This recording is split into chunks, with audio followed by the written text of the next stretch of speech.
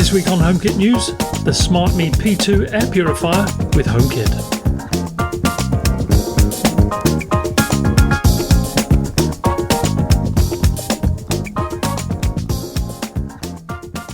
I've looked at a couple of Smartmi products in the past, namely the P1 Air Purifier and the Air Purifier 2, and on this occasion we're looking at the P2, in some ways an improvement on the P1, which amongst other things now comes with built-in batteries to make it truly mobile. As expected, the P2 works with HomeKit, Amazon and Google, although there's no word on Matter right now. Also in the box you get a manual in English as well as a power supply with the EU version shown here. So whilst the P2 is not officially considered a successor to the P1, even though it operates in much the same way, what exactly is different about it apart from the included batteries? Well, here's the P1 in silver for comparison. The P2 is slightly larger than the P1 by just 6.5mm, and you can see the design is different with an intake grille that covers nearly all of the chassis. The blades on the outlet feature a slightly new design as well. The P2 is only offered in the one metal finish, whilst the P1 also comes in a dark grey option. Both P1 options are the same apart from the finish and a different coloured handle, and whilst the P1 offers leather handles, the P2 offers one colour and uses a synthetic material, which is a good step in my opinion. If we now take a closer look at the carry handles, you can see a couple of small design changes, with the P2 handle tapering at the rivet, with the rivet also in gold now. The P2 handle also shows that it's designed by Jaya, if that's the right pronunciation, which is the company's higher end brand. On to another feature that sets the P2 apart. So after turning it on, you can see this now features a full colour display in the centre with icons for most of the features and settings. This includes icons for battery life, different modes and the PM 2.5 levels.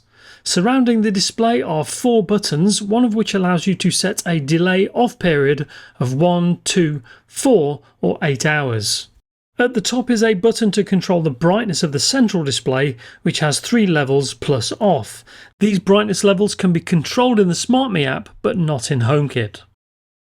Finally, we have the mode button, which allows you to switch between auto, sleep and favourite or custom modes. Custom mode turns the fan speed to whatever level it was previously set to manually.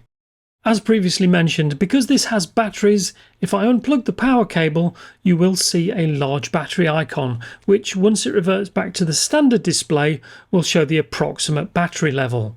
If I plug the power cable back in, a power icon briefly shows up, which is quite a nice visual. Onto the company's Smartmi Link app. Now I've already added the P2 to HomeKit, but when I did, for some reason it came up as a totally different model. Still, in the Smartmi app, once it showed up, it was correctly identified and it allowed me to bind it to the app without any problems. So it's now added alongside my Smartmi Air Purifier 2, and the app allows quick access to the different modes and on-off controls, as well as the fan speed via the slider. In the app, this slider is represented in terms of room space, although essentially it controls the speed of the fan. If I now expand the lower section, it reveals more settings, including filter life, screen brightness options, timers, and the night light, which I'll look at in a bit. We also get the same delay power off options as on the screen. Onto the night light, which is built into the inside of the P2 where the fan is located. I'll just turn the colour display off first so you can get a better visual of the LEDs. Incidentally, turning off the display still leaves the buttons lit up. So if I turn it on in the app, a colour light is revealed that shows through the top vents, which is quite a unique look in my opinion. Now, even though the light is not exposed to HomeKit, in this app you can still do things like change the colours to your liking. You can't adjust the brightness, however. The colours are just okay in my opinion, but one thing that is a bit odd is that you can set up to 4 different colours, which I assume is designed for you to recall later on, but if you go back into this section, your choices have all gone. I guess this is a bug that will eventually be fixed. I still think the nightlight could have some uses, like in a child's bedroom for example, but of course it doesn't have to be used either, it's just there if you want it. The night light acts differently depending on the state of the P2, so when the P2 is on, if the night light is set to off, you won't see it obviously, and if I go into the settings and turn the night light on, it comes to life as you've previously seen. When the display is on, you also get a specific pair of icons, so in this case it's an activated lampshade graphic, and turning it off shows a deactivated lampshade graphic. However, if I have the nightlight set on by default, this nightlight reveals itself in a slightly different manner. So if I turn the nightlight on and then turn the P2 off, the light goes off with a sort of a cascade effect, which is also reversed when you turn the P2 on. Quite cool. Let's see what the P2 looks like in HomeKit on iOS 16. As you might expect, you get the one tile, which also reveals an on-off switch and a slider for the fan speed. If I go a little deeper, you can see two accessories listed which show two tiles. The P2, which reveals more control like auto and manual modes, as well as filter details. The other tile is for the sensors, which reveals information for overall air quality, as well as both PM2.5 and PM10 density.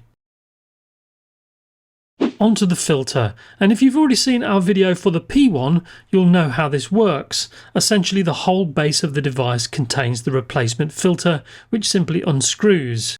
You can get a pollen filter or a PET filter, depending on your personal needs. As you can see in this case, I've got the PET filter, which I'll just put to one side. Inside the P2 you can see the HomeKit code, but there's also another example of it on the outside near the power socket. Further in you can see the particle sensor, which looks like it can be removed for cleaning. Personally, I think it would make more sense to have the cover separate to the filter to reduce the overall weight and reduce waste, but it is what it is. Onto testing, and as in previous tests I'm going to generate some smoke to trigger the PM2.5 sensor. In this case I'm just using a piece of card, but as you can see from the display it begins to pick up particulate matter after just a few seconds. It seems fair to do a comparison to the P1 with the same test, and it's immediately clear that both work, and although it takes marginally longer to reveal the pollution levels on the P2, they do show the same reading, at least initially. Now I've edited the video down a bit, but you can see that initially the P1 appears to reduce pollution quicker, although whether this is due to the sensor being more or less accurate, I'm not sure. Still, eventually the P2 catches up, and once below 100 the P2 is pretty much on a par with the P1. A quick look in the Home app reveals that the P1 only shows a PM2.5 sensor, whilst the P2 reveals PM10 readings as well, which is an improvement in some ways.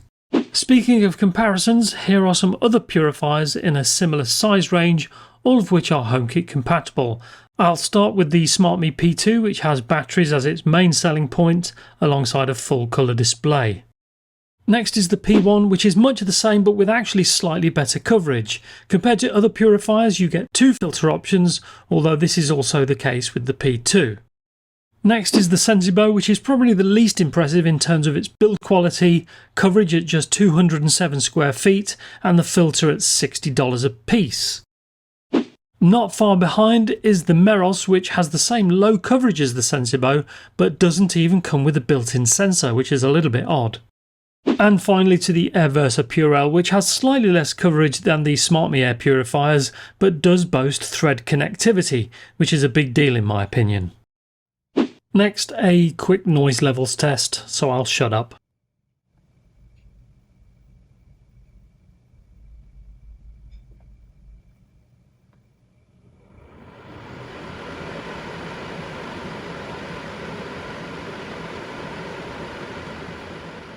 As the P2 has built-in batteries, I decided to test how long they'd last compared to the company's claims. So starting at 8:45 PM at 100% and 12 hours later the battery had only gone down to 75%, which was quite impressive.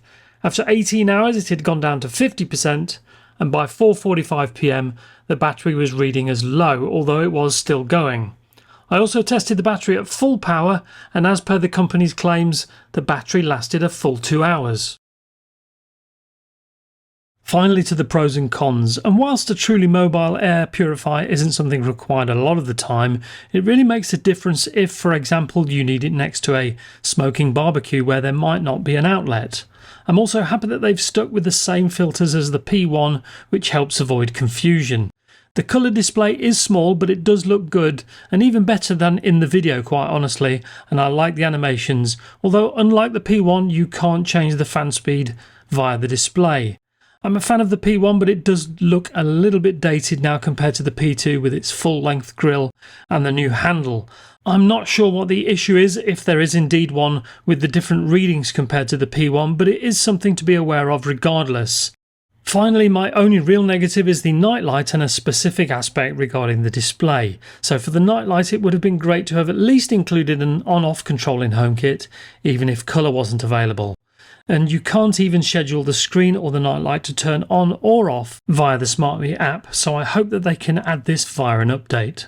On balance, I think Smartmi have done a good job with this, and hopefully by the time it goes on sale, we'll see at least a couple of bugs fixed, as well as maybe the chance to control the mood light in HomeKit. We can but hope. That's our look at the Smartmi P2, but if you have any questions or comments, leave them below. If you haven't already done so, please subscribe and select the bell icon so you don't miss our next video. And until the next time, stay safe and learn to play the triangle. It's not as easy as you think.